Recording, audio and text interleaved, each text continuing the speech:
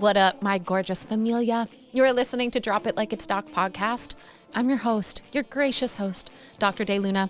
I will be guiding you today through common period problems. So you're going to want to listen up if you ever hate that time of the month.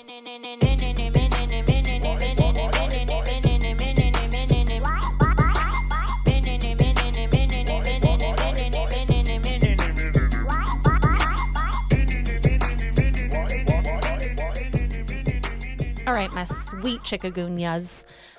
It is in our fate, if you have a womb, that you should be bleeding once a month. This is not something that we can hide from. I remember when I got my period, I was in 6th grade, by the way, just in 6th grade. I remember the whole snowy December day where it happened. And I remember looking at my mom and telling her I got my period. And then she told me that it was going to happen every month for the rest of my reproductive life. What the fuck? And imagine that, just letting that hit you. And imagine if you had a terrible period and then feeling that this would be a repetitive cycle for you throughout your life. Know that, my sweet babes, your period should not derail you. They should not be your least favorite time of the month. They should not be. And if they are, know that that is common, but it ain't normal. It ain't normal at all. Unfortunately, our whole world thinks that it's normal to poison and to almost abandon women and women's health. That is not cool. So if you feel like you are someone that does not feel supported in your body, know that you are far from alone. And it's probably just because you have a womb and we are magical. So people are trying to silence our power, but that's, a conversation for another podcast. But let's talk about the womb. Let's talk about what a normal period should be like, what your menstrual cycle is like, and why you are having symptoms when you're having them. Because for me, as a naturopathic doctor, when someone comes to me with symptoms, it tells me that something deeper is going on. This doesn't mean that I tell them to swallow birth control every day for the rest of their life, to shut that cycle down, to silence those symptoms.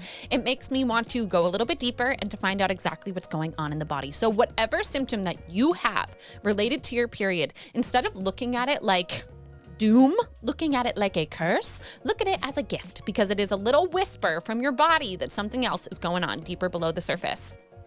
I actually consider your menstrual cycle as one of your vital signs. So it tells you so much about what's going on within the body. So let me just give you a little rundown as to what a menstrual cycle is like, because I didn't learn this till medical school. I had my womb way before medical school though, so probably should have learned it earlier. Anyway, your menstrual cycle starts on day 1. Day 1 is the first day of your period. So when you're bleeding, while this is happening, your uterine lining is shedding. And also while this is happening, your body is starting the cycle over in hopes that you are going to get pregnant next cycle. And again, you might not want to get pregnant, but your body does. Your body wants you to get pregnant. So starting the cycle over. So now as you're bleeding, your ovaries are getting ready to make the perfect little eggie to release with ovulation. Know that your eggs that you have in your ovaries, you were born with them. They actually developed inside of your grandma. Just pause. Let me break that down. You were inside of your mom, yes? Your mom was inside of your grandma. Every egg that you were born with was developed inside of your grandmother. That's when it's seeded. So your grandchildren are currently living inside of you. So just pause and feel how juicy that feels. So as you are getting ready to ovulate, your body is making more and more and more and more and more estrogen. Estrogen makes you feel pretty damn good in the first part of the cycle. The second half of the cycle, not so much, but we'll get there. First part of the cycle, your estrogen is helping you to feel feminine. It's helping you to have more energy. You're feeling outgoing. You'll notice that your skin might change. Your boobs are going to get plumpier. You are just going to feel hot. At the peak of your sexiness, that is when you ovulate. And the goal of feeling this sexy is that you're going to want to fuck. Honestly, that's what evolutionarily is happening. You're like, yes, I'm ready to go out and feeling good. And if you have sex and if spermies swim on up inside your body, it can fertilize the egg that was released in ovulation. If that does not happen, if the egg is not fertilized, your body goes, okay, we try again next time. The egg has nothing to plant in because it was not fertilized. So it's not going to try to burrow itself into your womb wall. It's just going to release. The shedding of the uterine lining, it's actually a very inflammatory process. So inflammation is something that we like to think is bad, but inflammation is how the immune system works, and it's a very strong signal to our physiology. So we have this inflammatory cascade that will then tell the uterine lining to shed. As this is happening, your hormones are plummeting. They are plummeting down. So after ovulation, you should be making a decent amount of progesterone. And if you are not ovulating, we're going to talk about this, don't you worry, the second half of your cycle is going to be fucking terrible. And that is because you're being run by estrogen. You don't have enough progesterone to meet that estrogen where it is. So estrogen will govern all of your symptoms. Progesterone makes you feel calm, makes you feel grounded, and it helps keep your uterine lining where it is. So if you don't have enough progesterone to match your estrogen, you could have spotting, you could have terrible periods. And again, I promise you we're going to get there. I just wanted to give you this little overview. So to recap, first part of your menstrual cycle, you are bleeding. At the same time, your ovaries are getting ready for that next cycle. They're getting ready for ovulation. Your ovaries are pumping out estrogen. Enough estrogen will then trigger ovulation via a positive feedback loop to your brain. LH and FSH, those of you that are in the fertility part of your life, you might know these hormones quite well. They're actually brain hormones that are telling your ovaries what to do. So this is a very deep hormonal dance. And even above LH and FSH, there's GnRH, which is even higher up in that cascade, telling everything to flow. So as estrogen is talking to your brain, it will trigger ovulation. So that is the center of your cycle. After ovulation, you are now in the luteal phase, where the casing that was holding that egg that was just popped down in for ovulation. Let me actually just pause and say that the egg, your ovaries are open. They're open to your abdominal cavity. Isn't that wild? It's literally open. And in this opening, these are fimbriae, called fingers. They are, so imagine that the egg's right here. These little fimbriae are wiggies, slurping it in, and the egg comes in to your fallopian tube. That is where, if there are some strong little sweet spermies, they're gonna find the egg in that fallopian tube. I think it takes about 7 days for the egg to travel down the fallopian tube into your womb. Okay, we're saying the egg isn't fertilized, right? Now in the luteal phase, that casing that was holding that perfect little eggy that just popped it out into the abdominal cavity, your fimbriae just slurped it on in. That casing is now going to make progesterone. After the progesterone is made, both of your hormones are going to plummet. You are going to shed. That is a menstrual cycle. If any of the hormones are off, you will have symptoms. So instead of just taking birth control every day forever until you want to get pregnant and then finding out that it's challenging because the symptoms that your body was whispering to you in adolescence are now raging and loud, how about we just unravel some of them and talk about them so that you know what's up? I'm supposed to start with menstruation, day one. So I know so many people that day one of their period is hell. It is hell. Let me just pause and say that that should not be the case. That is not normal. Of course, if an organ is shedding, you're gonna feel it. It's not like you're not gonna feel anything. You feel a little sore, like you just worked out really hard, like you just did some abs. Who does abs? None of us. But if you did, that's what it would feel like. And as your uterus is shedding, you'll feel little contractions because it's a muscle. Your uterus is a muscle. So it's gonna push things out. The color of your blood is going to tell you a lot. So if you are having a terrible day one of your period, it's probably because you're really inflamed. It's probably because you're super, super inflamed. Inflammation equals period cramps. If you have terrible period cramps, what do you take? Midol? Ew. What do you take? Tylenol? Whatever. But yeah, you're taking a painkiller. You're taking a painkiller and that helps your cramps, yes. Know that painkillers, what they're doing is they're working on the inflammatory cascade. They are changing enzymatic activity so that you don't have as many inflammatory prostaglandins. Prostaglandins are a chemical that your body sends out to trigger this inflammatory response. So if that helps you, if day one of your period is alleviated by a painkiller, know that working on underlying inflammation is going to change your life. So know that if you're chugging coffee on day one of your period, that's going to contract that muscular layer of your uterus. You are definitely self-sabotaging yourself. Know that if you went out wild the couple days before your period, or you didn't sleep well, or you ate 17 burritos when you were drunk before you went to sleep, you're probably going to have a pretty painful period to start because all of that inflammation is inside of you. That is why anti-inflammatories are so powerful. That's why things like fish oil is almost, if not more effective than a painkiller for period cramps. I kid you not. Look at it on PubMed. It says it. I'm not lying. That's also why things like magnesium can be really helpful because it's helping to calm that spasm, that tightness in the uterus. So that's cramping. Again, some sensation is normal, but it should not debilitate you. You should not be able to show up to life. You should not have to call out of work. You should not have to lay in bed all day. If you do, baby girl, you are in inflamed, you got to do the diet, the lifestyle, the inner work to find out why you are making yourself so inflamed. This can be truly due to diet, lifestyle, those types of things. It could be an environmental exposure that you're exposed to. It could be toxic emotions. So many things can cause inflammation. If you're someone that has an autoimmune disease, if you are someone that has chronic mono, if you are someone that has pelvic inflammatory disease, know that if you feel anything strange in your reproductive organs, you could have an STD. You just could. You need to be getting checked. If you are sexually active, know that you are truly introducing someone else's organisms into your body. And if you notice that with that introduction, things are weird, please fucking listen to that. There is no shame in getting tested for sexually transmitted diseases, because if you do not get tested and if you just let this disease brew inside you, let me also just say that penile creatures, that's what I call people with penises. They're penile creatures. They're very foreign to me. Very foreign. But these penile creatures, they often don't show many signs and symptoms of STDs, but you know who do? Women. You know who actually tend to care more about their health? People without penises. They do. It's usually not until the penis stops working that these individuals will then go to the doctor and get checked out. So I personally never trust someone if they tell me that they've recently been tested. I'm like, show me the facts. Show me the Carfax, because I need to know. Anyway, if you notice anything off, any change in your discharge, any change in smell, any change in sensation, please get yourself checked out. Stop trusting penile creatures. I'm so sorry, but that's just kind of how I feel. It's true. Because if you don't get this checked out, that inflammation can grow. So if you didn't have painful periods and all of a sudden you're like, it hurts. It could be because you got a little baby gonorrhea that just swam on up there and is now causing significant inflammation.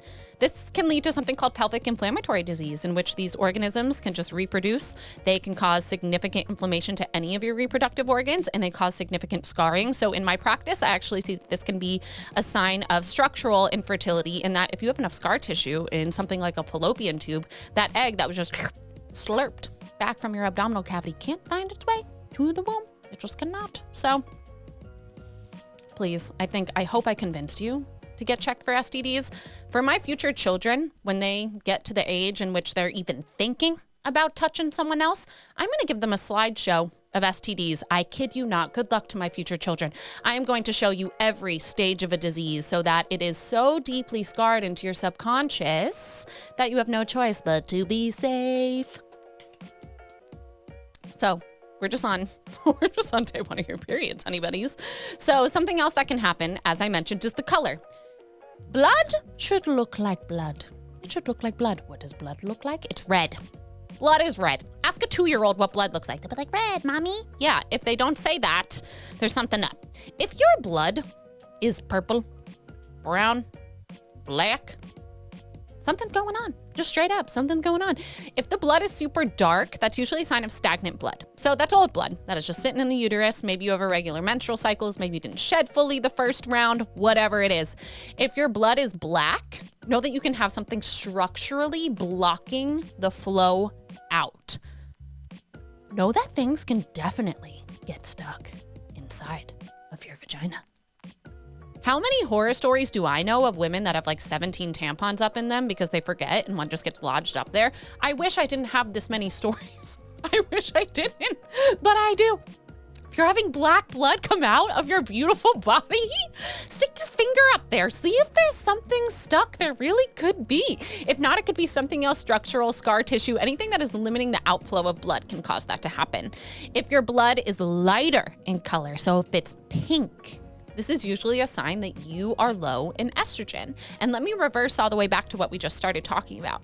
So often people think that they have high estrogen. They're so focused on estrogen dominance. But if you don't have enough estrogen in that first part of your cycle when your ovary is maturing, you are not going to ovulate, because estrogen triggers one of those brain hormones for ovulation. So you can have low estrogen throughout your cycle, but still bleed even without ovulating, and then your blood will be light in color. It can almost seem watery and pink. That's a sign that your body needs more estrogen. Color tells me everything. Also, if the color is dark, so now if it's like a purple, cranberry, and full of clots, that's usually a sign of too much estrogen. Estrogen in the uterus, what it does is it says, build, get thicker. So if that's what's happening, if your uterine lining is getting bigger and thicker, you will have heavier, longer periods, right? Because there is more to shed. If you have lower estrogen, what will happen is you don't have a really thick, juicy uterine lining. You are not going to shed as much. Know that you need a thick uterine lining for that baby to implant down in there. Other hormonal things that can show up on your period. If you have low progesterone, a few different things can happen. First, you can spot. So your period can stop and start. Stop and start. You might even spot around ovulation. The color of the blood usually of the spotting is brown or darker, and that's because it's old blood from the previous cycle. However, if you don't have enough progesterone while you're bleeding, it is going to make that cycle more so governed by estrogen, even if you have normal estrogen. So ignore everything I just said. Even if you have normal estrogen, but your progesterone is low, you will have estrogen dominant symptoms. And the issue isn't detoxing your estrogen. The issue is helping your body ovulate, helping your body make progesterone. I find that progesterone can be low in a number of different conditions. It could be low if you're not ovulating, of course. And if you haven't learned all about ovulation, you need to subscribe to this channel because I talk about it all the time. Signs of ovulation, ways to know, blah, blah, fucking blah. But if you're not ovulating because you have a thyroid disease, or you have high prolactin, or you are very stressed, or you smoke weed all day, every day, or you're taking a medication that depletes your vitamin B6, or if you're a vegetarian and just don't have enough protein to have vitamin B6, if you're a vitamin C deficient, I could truly list about 500 things that will make you so you don't ovulate. If you don't ovulate, you're not going to have enough progesterone in the second half of your cycle, and you will have heavy, painful, not fun periods with a different color of blood. Again, when progesterone is low, usually the color is darker. That can absolutely show up. So you need to take note of how much blood you're losing. You should not be bleeding through everything that you own. You should not be. You should not. You should not wake up in a pool of your own blood. You might be progesterone deficient. You might not have ovulated that cycle.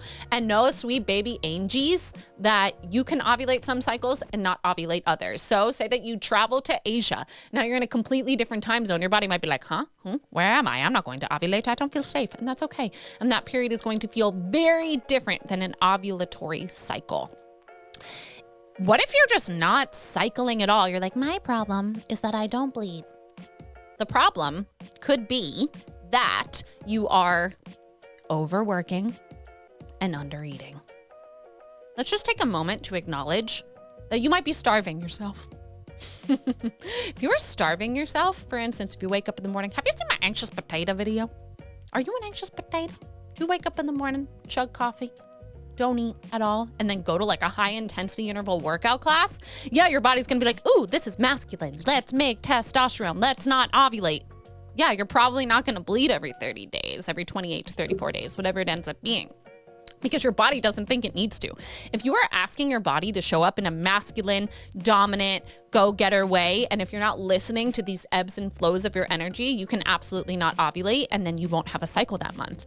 I see that this happens truly more than I want to say, because so many of us have this relationship with our body where we think that if we eat less and work out more, that we'll be prettier, but that's a very old paradigm that is completely rooted in bullshit.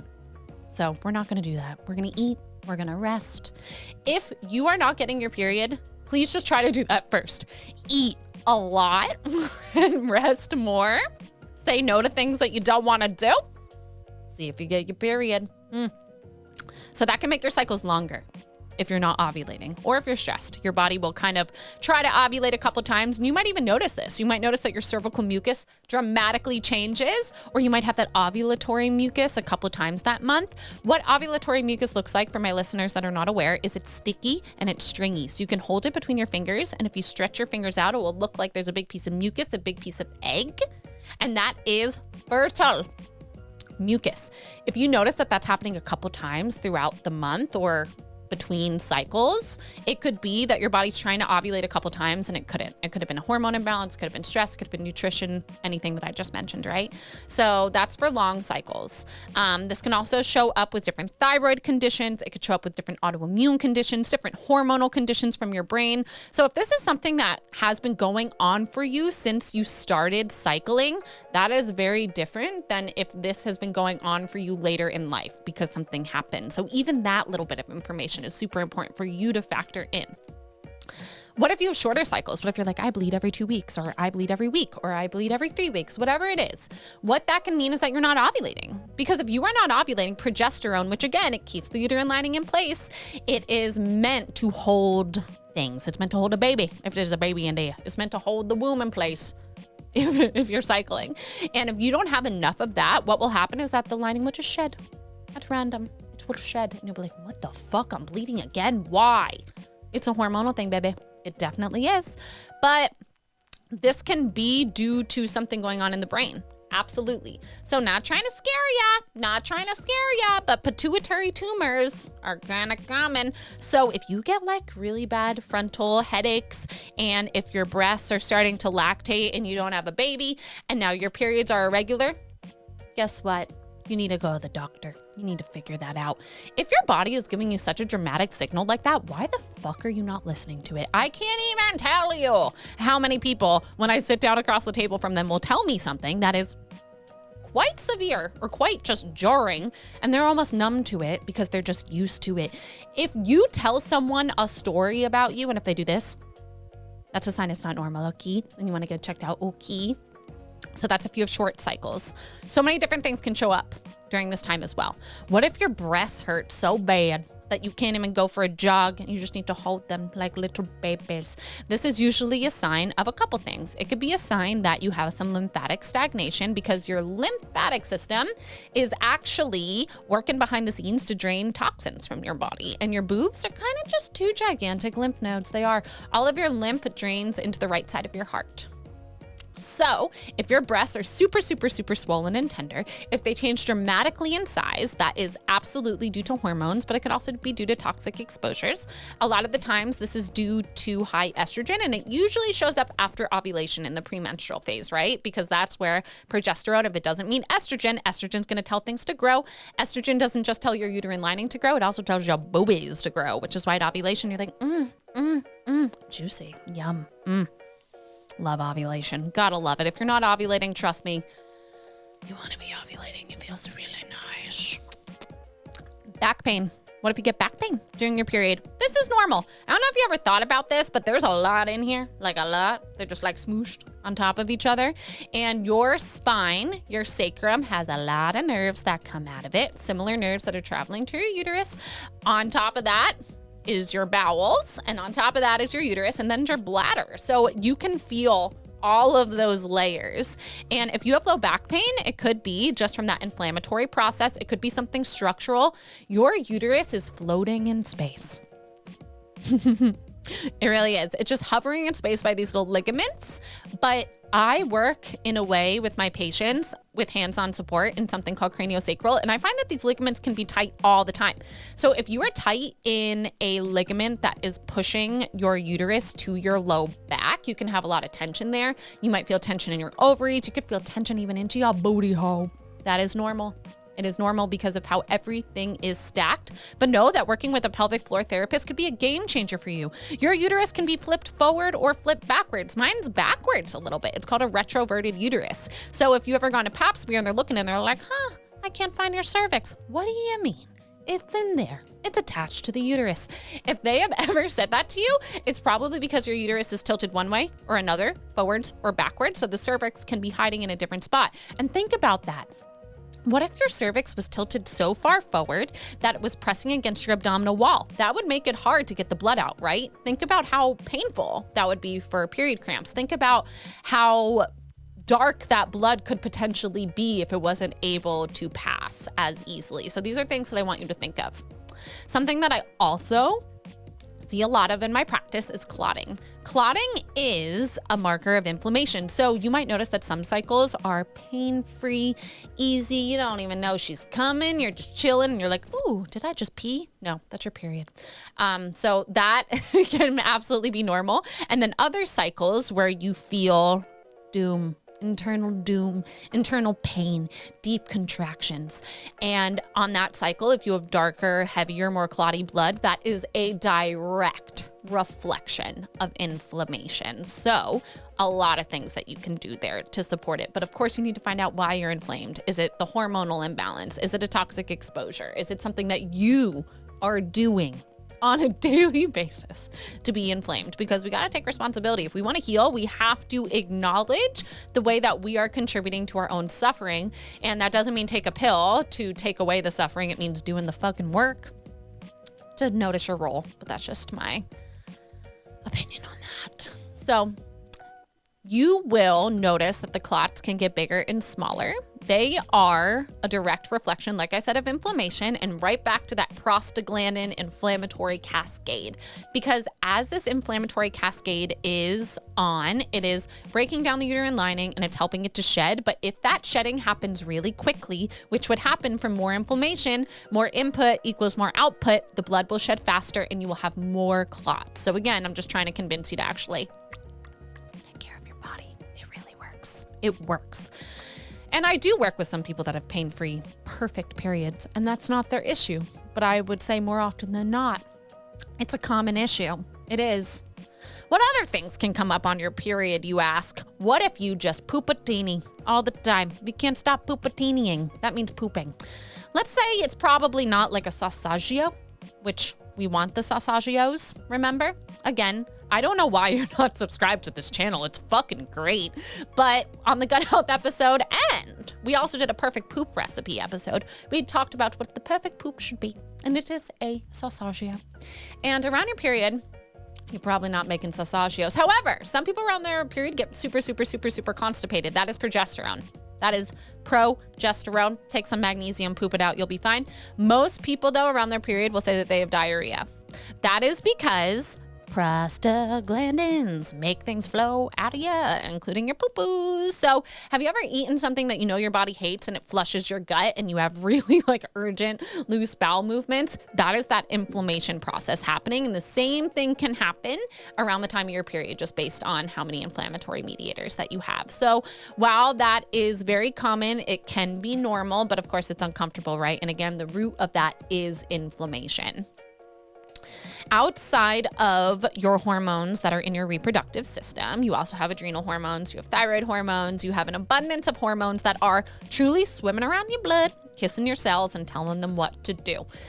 Your body is so smart. It is so smart. So if you are having symptoms, it's because your body is asking you to look deeper. Adrenal health and reproductive health go hand in hand. So if you are very stressed, know that you are going to have a more challenging cycle. Know that if you are very stressed, you might not ovulate. Know if your thyroid is off, everything can be off. All of the rest of your hormones can be off. Your metabolism can be off. Your energy can be off. So you need to take note of these things. And if you're having cyclical symptoms where you notice that you are depressed once a month, every time, or if you notice you're anxious once a month around the same time. Yes, you know I love to blame things on the moon because I'm part werewolf and we can blame things on the moon, but most of the time it's not the actual moon, it's what it's doing to your hormones, because many of us either ovulate or bleed with the full moon. And with that being said, that will completely change your hormonal picture. So if you are someone that gets super depressed or super anxious after you ovulate before you bleed, that's usually because of an imbalance in estrogen and progesterone. I said this as a joke in an earlier video, but I kid you not. Patients say this to me almost verbatim. Before I bleed, I want to slit my husband's throat and I want to run into the woods and cry and bleed into a river. I'm not even kidding. That almost exact story has been said to me a few times. If you are a partner of someone that menstruates, know that you just gotta give them some space sometimes, because they don't actually want to kill you. They don't. It's their hormones. Don't tell them it's their hormones, though. Don't tell them, because then you might get your throat slit. You gotta be careful. Be careful of the claws. If you feel that, though, you might not be ovulating that well. And again, could be due to a number of things. You need to check your nutrients. You need to check your ovulation. You need to check your hormones, your thyroid, your stress. All of it is going to play into it. And again, if you're just not cycling in a way that you want, please just start with the food that you put into your mouth. Because if you're not eating enough, your body, even if you don't want to make a baby, even if you don't want to procreate, that's what your body wants. Biologically, your body wants to make more of you. I'm Jewish. And the Jews want to really broaden the kingdom. It is in my blood to make beautiful babies. Can't wait. Can't wait until they come. But in order to make a baby, you can't be starving. So if you are someone that doesn't eat a lot, if you are a womb holder and are intermittent fasting, know that you are so fucking up your hormones. You really are. You really are. Most studies on intermittent fasting were done on white men. Are you a white man? Are you a white man? If you are, you don't have a uterus. So again, they don't add up to me. They just don't add up. I can find benefits in intermittent fasting in a number of different situations, but balancing your hormones and getting menstrual cycles that are regular, not one of them at all. So imagine that you're eating for 2 and see if your cycle comes back. If not, then take a deeper look. Know that I am obsessed with this shit. I am obsessed with helping people be able to show up to life on their period. I am obsessed with helping people find out why. And that's because for me, I was on birth control for a lot of my life, and it really, really, really was a terrible idea. But a lot of us made that terrible idea. We did.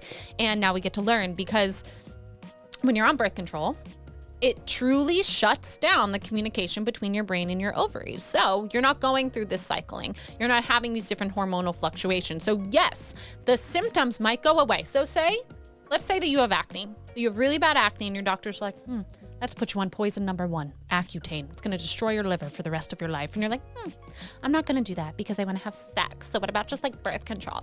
So you go on birth control, and yeah, your acne goes away. Your skin is clear. You are happy. Why? Because that was a hormonally based acne presentation. You get acne from a lot of different things, from gut health stuff, from all sorts of different hormones like thyroid hormone, prolactin, different microbial imbalances, but it can also be due to testosterone. So if you are someone that was your picture, yeah, the birth control is going to take it away from you. But what is going to happen when you come off of it? If you thought you had acne before, you gon' learn today. You're gonna have a lot more acne, because not only now are your hormones going to come back in the same picture that they were before, but louder, because your body's like, what the fuck, sis? You didn't listen to me? Let me get louder then. Let me make you listen. And at that point in time, usually your doctor will be like, well, you tried to come off of birth control. You tried, but honestly, it's the only thing that's working for your acne, because I tried to give you spironolactone, which is another drug. I then tried to give you all sorts of BS, right? Like topical stuff. And then they're going to make you feel bad. They're going to make you feel like there's something wrong with you, because they don't know what's up. They don't know how to look deeper. So instead, they're going to tell you to swallow this pill every day. And it's going to just mess up your hormones. And then again, you're going to go through the same cycle. You're going to try to come off of it again. And what? Then you're like, oh, my periods are terrible. I'm going to go back on the pill. Trust me. You can't fix your hormones on birth control. You just can't regulate your hormones at all on birth control, because you are not cycling. And for me, I went on hormonal birth control because A, I wanted to have sex, cool, but B, because I had really, really, really painful periods. I was prescribed like a high dose ibuprofen or something. I remember taking it and it worked, but then I wanted to go on birth control for like the double whammy, Didn't have to worry about getting pregnant. But let's just say that it didn't fix one thing. So now, instead of me having painful periods, didn't have painful periods at all. I was just really, really depressed, gained a lot of weight, wanted to kill myself, became very B6 deficient, actually went in a rage. I will never forget one day. I was driving around PB, whipping around PB. My aunt was in the car, and my mom. My mom has never been on birth control because she's smart, Mindy. You are a genius, queen. Her sister, Francie, who is in heaven right now, she watches everything I do. She actually likes my Instagram and Facebook posts because she's tapped in. But Francie, do you remember this, France? Driving around PB, whipping around in a fucking rage attack. Why was I enraged? Because my liver was overburdened with birth control. And she looked at me, my aunt, because my aunt had been on birth control, and she goes, it's the pill. You have to get off of it. You have to get off of it. And it was the first time that I became aware of how that was influencing my health. So I did. I went off of it right in time to get in a relationship. Whoopsies, but it didn't even matter. I just came off of it. What happened? Horrible periods. Way worse than I had before I was on the pill. Debilitating, painful. I remember I would be in school and almost vomit from the pain. That's also because at that time, I was a classic 21-year-old, drinking as often as I could, smoking as often as I could, taking fun substances as often as I could get away with, eating horrible foods that I knew my body hated.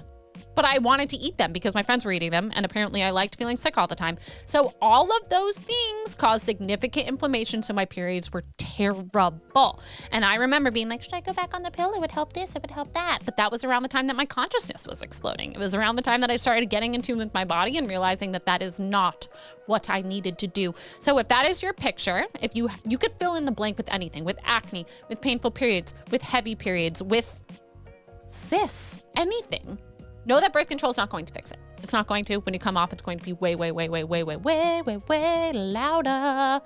Something, since I just said cysts, because I don't know if you know this, I'm just talking. I don't plan any of this shit. I just show up, sit in front of the camera, and see what wants to be said to you.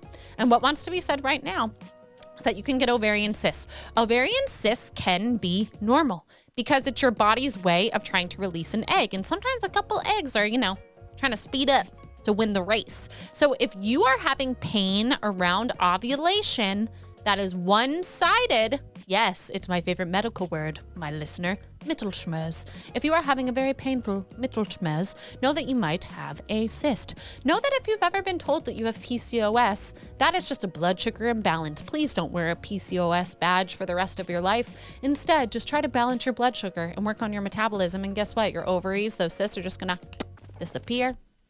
You're gonna cycle. It's gonna be great. It really is.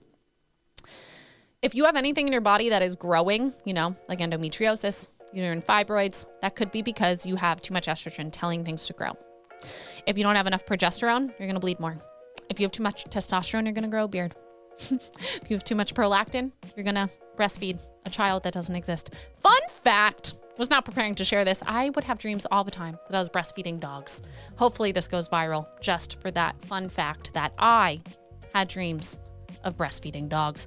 It felt normal, felt natural. So if anyone wants to psychoanalyze me in the comments, please do. We all want to know. We all want to know what's wrong with me. So my sweet baby angel fishes, this was just a little intro into things that could go wrong with your period, things that can show up in your cycle. I hope that I inspire you to dig deeper. I hope that I inspired you to look at what the fuck is actually going on inside of your body instead of just silencing it with pain pills, with hormonal birth control, with whatever it is that your friend told you to take that helped them. Because whatever helped your friend is not going to help you, because whatever their picture is not your picture. So you can't just follow random people on Instagram that sell stuff, because they're going to sell you something that they're making money on, and it actually has nothing to do with you and your body. So if you actually want to know what's up with your body, you got to test your hormones, you have to test your inflammation, your nutrient levels, and you have to take a really good look at your stress and how your diet and your lifestyle habits are poisoning you or nourishing you, because we want to be nourished, we want to feel safe and grounded in our bodies for you to have a happy menstrual cycle. So if you want to dive deep with me, I think you can tell that I love this shit, and I would love to support you. Reach out to me on my website. But if you don't want to work with me directly, just make sure that you're liking this page, that you're subscribed, that you have your notifications on, because I'm going to share, because I think one of my favorite things about this podcast is that so many people that I don't work with one-on-one can learn this, because I am very passionate about it. I'm very passionate about you feeling confident and healthy in your body, about you not dreading your period every month and instead celebrating it, that you are fertile, that your body is going through these energetic shifts, because it really is a beautiful gift to have a female body, to have a womb and all that it taps us into. So if you are disconnected to your womb, take a moment, hold her, tell her thank you. And if you have painful periods, tell her thank you. If you have heavy periods, tell her thank you, because those signs are going to help you heal. They are. All right, babies, I love you so much. Don't forget to tune in to every episode forever, because we're just going to continue to learn and grow al juntos. Mwah, mwah, mwah, mwah.